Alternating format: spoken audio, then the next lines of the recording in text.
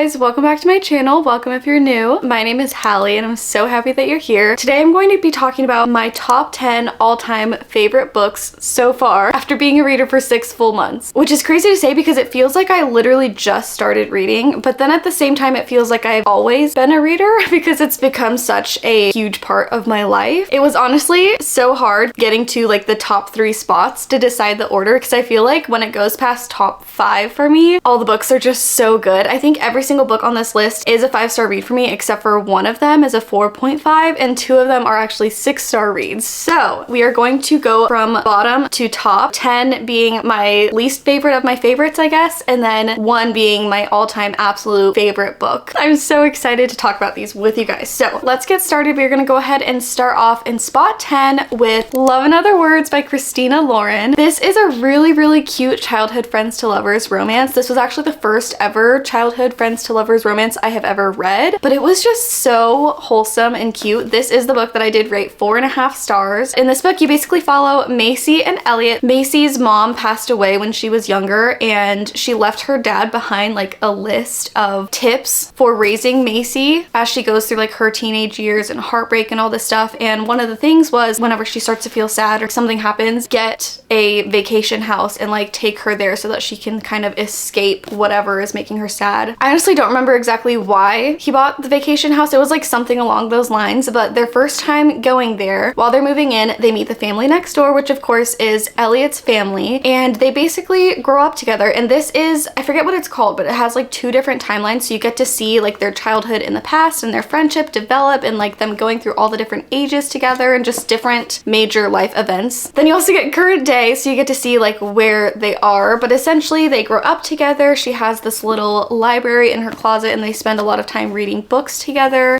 It's so cute. I honestly liked it so much more than I anticipated. I didn't know if I was going to love the childhood friends to lovers trope because I really like enemies to lovers and high stakes and whatever. So this actually was a little bit of a surprise for me. It was just like a little wholesome cutie book. There is something that happens and that for me was the reason that it wasn't a 5-star book because I just didn't love one of the conflicts that happen in this book. But other than that, I really liked it and it was really just cute and but also was sad. I don't know. It was a good book. I love Elliot though. I love a guy that is just obsessed with the girl or just like so down bad where she's the center of his world basically. Like she's the center of his world, the light of his life, just so in love with her. And that was Elliot in this book. He's like, I've loved you my entire life. That is just so cute. So Love and Other Words, number 10. Moving on to spot number 9. It's actually a book that I read on my Kindle. If you've watched my channel, you probably heard me talk about this so many times.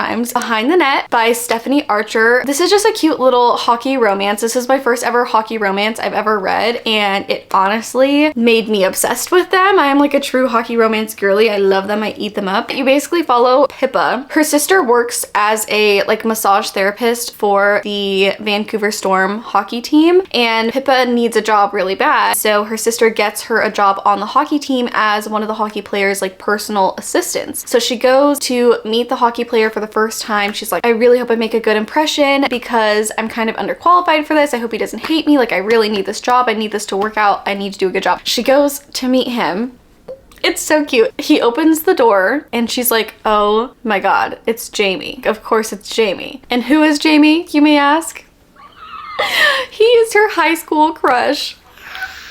So she's like literally pooping her pants because she's like, oh my God, I'm in love with this boy. I've been in love with him since high school. I'm gonna pass out. Of course it's him. Like why him? And he's being like super standoffish to her, like super rude. And she's like, oh my God, he literally hates me. This is so embarrassing. He doesn't even remember me. Like I had the biggest crush on this guy and he doesn't even remember me. He's being so rude. He hates me. Like this sucks so bad. Switch to his perspective. You find out the reason he was being standoffish and rude is because he had a secret crush on her since high school. And he thinks that she doesn't remember him too. And so they both think that they don't remember each other. And so it's like this super like tension filled romance. It's literally so cute. It had me like giggling, kicking my feet. I binged it in like a day and a half. It just was so good. And it is a series. Only 2 of the books are out so far. So definitely if you like hockey romances, it's a very cute, easy, little spicy read. I love it so much. It's so good. Moving on to spot number 8, The 7 7-Year Slip by Ashley Poston. This book, I really did not anticipate liking this book, mainly because when I watch reviews of this book, I feel like a lot of people described it as almost reading as like a woman's fiction, which for some reason, whenever I hear people say woman's fiction, I'm just like, boring. Like, I need romance, I need spice, I need hugs and kisses and butterflies, you know? And so I just assumed that this was going to be boring. I was so wrong. It was not boring at all. Honestly, this book made me sob. I'm a very emotional person and I cry very easily from like movies and things like that. But so far, not that many books have made me cry real tears, and this had me absolutely sobbing. The way that I finished this book, and I feel like I still am not the same. Like it genuinely changed my perspective on like how I look at life and relationships. And it's just honestly crazy that a book can change your brain chemistry like that. But this book did that for me for sure. This book follows Clementine. She lives in New York. She is I think she works at like a book publishing house or something, but she's extremely close with her aunt, and she spends all her summers traveling with her aunt, and like they're just very, very close. And one day her aunt passes away, which is very tragic for her, but her aunt leaves behind her apartment to Clementine. So Clementine kind of puts off moving into the apartment for as long as possible because obviously it holds a lot of like very sad emotions for her. Her aunt was like her favorite person in the world, and obviously when she goes there, it just reminds her of her aunt's furniture, and like everything is still in there. So it's like very sad for her to go back there, so she just doesn't. But eventually she has to move in there because New York is expensive and she needs a place to live. So she does end up moving into the apartment eventually. And one day she comes home from work, walks into the apartment, and discovers a man sitting in the living room. She doesn't know who this man is. Never met him before. And he's like, oh, your aunt said I could stay here. She's off traveling like wherever. And she said I could stay here during the summer while she's on vacation. And she's like, LOL. No, she's not. Like, she's actually not. And also we went on that vacation 7 years ago. So like, you're lying. Come to find out, her aunt's apartment is magical. And randomly she will enter the apartment and it will be 7 years in the past. And so you basically just follow her story living in the apartment. Based off of that, like, you don't expect it to be a super emotional and like just such a good book, but trust me, it is. I put it off for so long, and when I finished it, I was so mad at myself for putting it off for so long because genuinely I think about this book all the time. It's so good. You should read this. Moving on to spot number 7, we have Divine Rivals by Rebecca Ross. This was so cute. It was so good. I once again was doubting this book. Not doubting, but I just didn't go into it with super high expectations. And honestly, this was a very surprising 5-star for me because at least the first like half of this book, it was a very cute story, but I wasn't like super emotionally connected to the characters or like super invested in the story. I was just like reading it, going along with it. It was cute. The plot was keeping me engaged, whatever. All of a sudden, I'm looking down and I'm like giggling and I have butterflies and I am emotionally invested in the characters and the story, and it was so good. And from that point on, it just kept getting better and better. And then the ending of the book is so good, and I ended up just absolutely loving it. And I think about these characters all the time. I don't really know when it is set. Honestly, I'm so bad at like figuring out the time period that books are set. I kind of just make up whatever time period I want to think it's in. I just like go with it and I don't really think too much into it. But I'm pretty sure that this is set in like older times, New York. I don't know, but it's in like a whole different world, so like does it matter? I don't know. In this book, you follow Iris. She has a job at the Oath Gazette, which is like the premier newspaper company in New York at the time. She is basically rivaling with one of her coworkers for the spot of columnist at the Oath Gazette. So they're like enemies. They hate each other. They're literally always competing to write the best pieces. That way, eventually, one of them will get chosen for columnist. They just overall do not get along. They're not nice to each other. Now, in this world, there is a war going on, and it's a war between gods. I probably won't explain this very well, but I'm pretty sure the gods are like the god of the sky or something, and then like the god of the earth who's like below the earth, I guess. But the humans are also involved in fighting the war. So her brother actually went off to fight in the war, and she hasn't seen or heard from him in a long time. So she doesn't even know like if he's alive still. So she will go on her typewriter and write little letters to him. And one day it slides under her wardrobe and she goes back to pick it up and it's gone. And so so she tries to type another one, puts it under there, and poof, it disappears. And so she realizes like, oh, these letters can somehow magically disappear. And she assumes that because she addressed the letters to her brother, that's where they're getting magically sent to. Come to find out, it is not her brother who is receiving the letters. It's someone else. And that's all I will say. Read this book. It's so cute. It's honestly so much more than just the letter thing, but that's like the smallest premise I can give without really spoiling anything else that happens, because I think that everything else that happens in this book, like I went into this blind, and everything else that happens in this book is just like extra sweet and special because I didn't expect it and I didn't know it was coming. And so I want you to have that experience as well. So I won't say anything else, but I highly recommend this book as well. It is a duology, so there is one other book that just recently came out last December that I still need to read. So I'm very excited to see how this little story concludes, but very, very cute. Next up on the list at number 6, we have A Good Girl's Guide to Murder by Holly Jackson. How could I not include this book in this list? This book had me shook, okay? When I tell you there's not like 1, not 2, not 3, there's like 20 plot twists in this book, and I didn't see any of them coming. And I don't know if that's like me being naive, but I absolutely ate this up. I ate this up. It was so good. And there is a novella you can read before this. I did that, and I do recommend reading the novella before this because it just like helps you start to get into that world with a really short, easy book, and you get to know a lot of the side characters and also the main character in that book. So when I went into this, I was already like kind of connected to the main character and her friend group, and I feel like that also kind of just enhanced the reading experience for me. But this book is basically about Andy Bell. She is a high school senior that gets murdered. When the case is solved, they basically are like, okay, it was her boyfriend Sal. He murdered her, and then K-I-L-L-E-D himself. They basically determined that it was a murder-suicide. Case closed. That's what happened. It's a very small town. Everybody knows each other, and everybody essentially ends up hating and not trusting the entire family of the boyfriend who committed the murder. 4 years later, Pip is now attending the high school that Andy Bell and Sal also attended. She decides to do her senior report on the murder of Andy Bell. And while she's doing her report, she realizes that things are not adding up, and maybe it wasn't Sal who murdered Andy Bell. And she wants to find out, if it wasn't Sal, then who was it?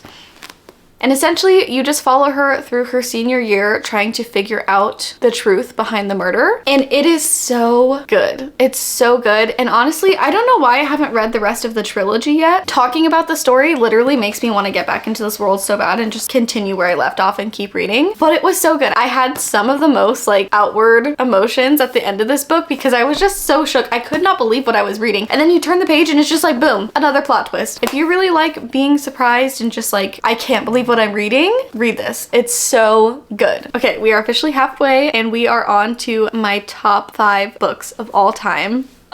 This is kind of crazy. I'm so excited for this portion because from 5 and up, genuinely, like, all the books are so good. And I think about all 5 of these books every single day. I'm not even like being drama. These are just my absolute favorite books right now. So moving on to spot number 5, we have another book that I read on Kindle, The Fake Out by Stephanie Archer. And yes, this is actually the second book in the Vancouver Storm series. So the book after Behind the Net. Oh my God. This book is so good. So this is, yes, another hockey romance. It follows another one of the hockey players on the Vancouver Storm hockey team, and the female main character in this book is actually Pippa's sister, which Pippa is the main character of the first book. So this book follows Hazel and Rory. Hazel is the hockey team's physical, I don't know why I always get so confused on this, but it's essentially she's the physical therapist, and she used to date a different hockey player. It ended really badly. It actually ended, I believe, with him cheating on her, and it just was like, he just was a really bad person. And one day he gets traded onto her hockey team, and then he requests that she be his physical therapist because he's literally just a jerk and wants to make her feel uncomfortable for funsies. And Rory's always been like kind of flirtatious towards Hazel, but Hazel's always like, no, like, I actually hate hockey players and I will never date one again. Get away from me. You have no chance. Then her ex shows up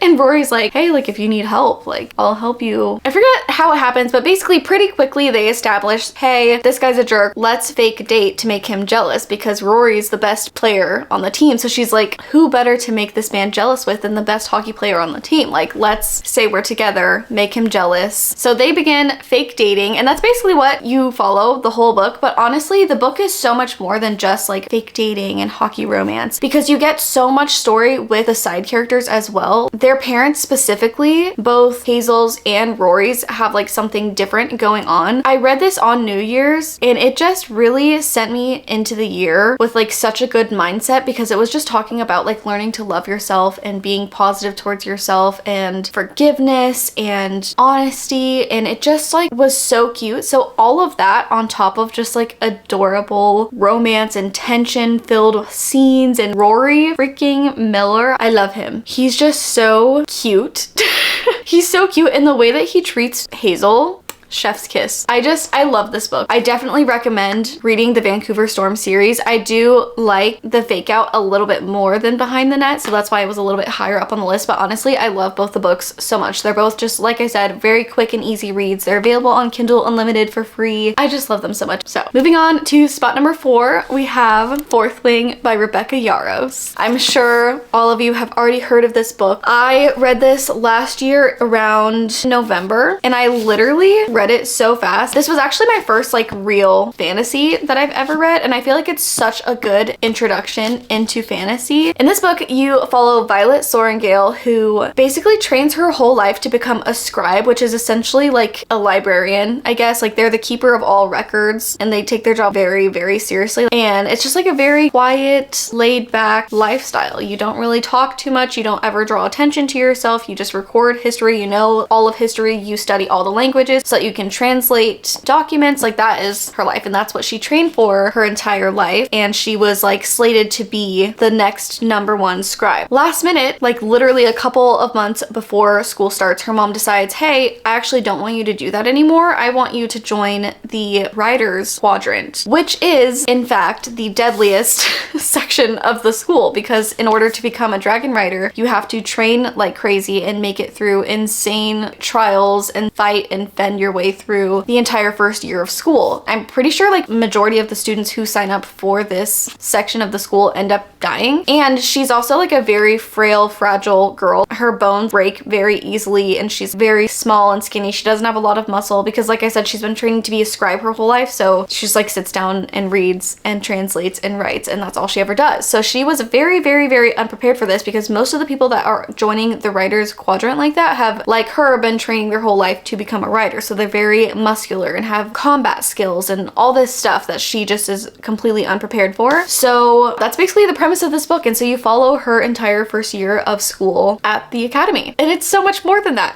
But I can't, that's all I'll say. Genuinely, this book fully lived up to the hype for me. It was so good. I was not bored at all. And like I said, this is really a good introduction to fantasy if you're wanting to get into fantasy, but you're a little bit intimidated by it, because it's not a confusing world at all. The names are confusing, but the places of the world and like the continents and whatever. When I first read this, I just made a little list in my notes of like the characters and how we know them. That way, if I got to confuse like who was talking and how do we know them or whatever, I could just like look back real quick back to when they were introduced and see like, who even are you? But other than that, it's just like a very easy story to follow. There's really good plot twists and just, it's so good. But yeah, I'm actually in the middle of reading the second book, Iron Flame, right now, and I won't get into that, but it's so good so far. So yes, highly, highly, highly recommend Fourth Wing. In my opinion, it definitely lived up to the hype. Moving on to spot number 3, we have A Court of Wings and Ruin by Sarah J Maas. This girl is so thick. So for this to be on the list, you know it has to be good, because how in this entire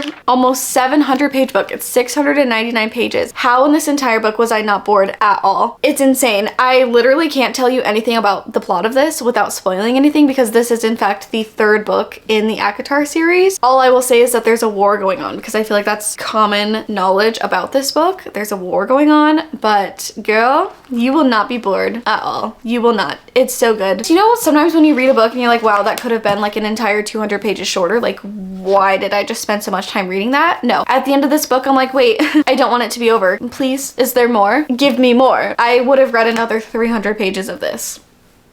It was so good. Moving on to my top 2 books. If you know me and you have been watching my channel for a while, I'm pretty sure you know what 2 books I was going between. It was such a hard choice. When I get to the number 1 book, I will explain my reasoning on why one ended up just barely going above the other. Coming in at spot number 2, Powerless by Lauren Roberts. I know some of you may be gasping right now because genuinely this is my entire personality. Peyton and Kai have me in a chokehold. The way that I'm waiting for the release of Reckless, and it feels like it's been years that I've been waiting for the 2nd book. I won't even get into that. This book is just so good. This is Lauren Roberts' first ever book, which is literally crazy. When I tell you, this is some of the best romance I have ever read. It's just so good. It's enemies to lovers. Everyone says it has like every single trope you could ever want. And Mr. Kai, love of my life.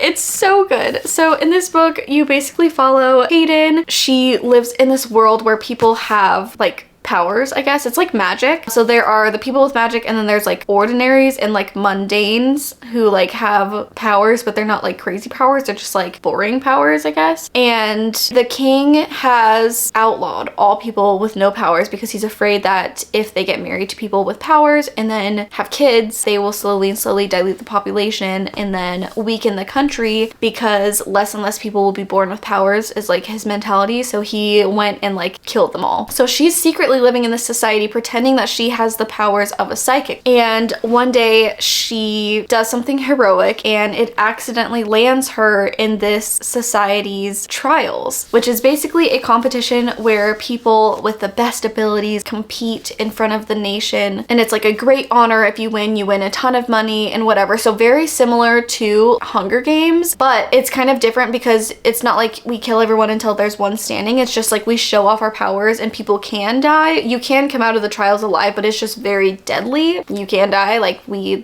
can fight. You'll have to fight people eventually. And so a lot of people do die, but it's not a guarantee that you'll die except for one person, if that makes sense. So that's kind of like the difference between this and Hunger Games. But it's so good. The writing in this is just so lyrical. Like, let me find a quote. Hold on. The first thing I read just has me giggling. If I'm to be her enemy, I want it to be because she loathes herself for wanting me. She is a vision, a nightmare, a dream, a grim reaper clad in black, come to steal my soul and my heart. I've never seen something so beautiful, so bold, and so blatantly wrong for me. She's a devil, she is a deity, she is man's downfall in human form. She's my downfall. Oh my god, are you literally kidding me? Are you literally kidding me? And there's this scene where she is like having a panic attack because her corset is like too tight and she can't breathe, and she's like, oh my god, I'm gonna freak out. I'm gonna have a panic attack right now, which girl, same.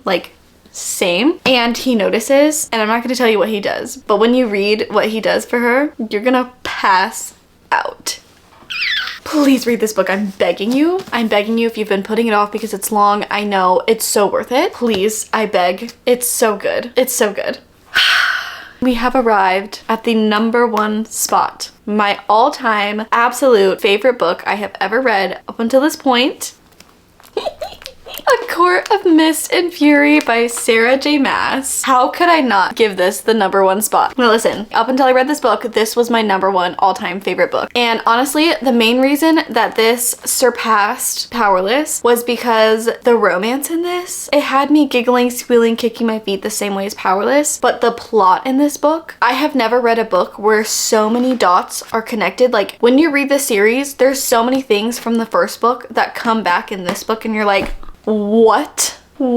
And that just enhances everything so much. Like, I've been so obsessed with this book that I have been, while I'm getting ready or while I'm making breakfast, I've just been watching Carrie Can Read's like plot recap of this book just so I can be in the story again without like rereading the entire thing. And it literally just like makes me giggle still just hearing about everything that happens in this book.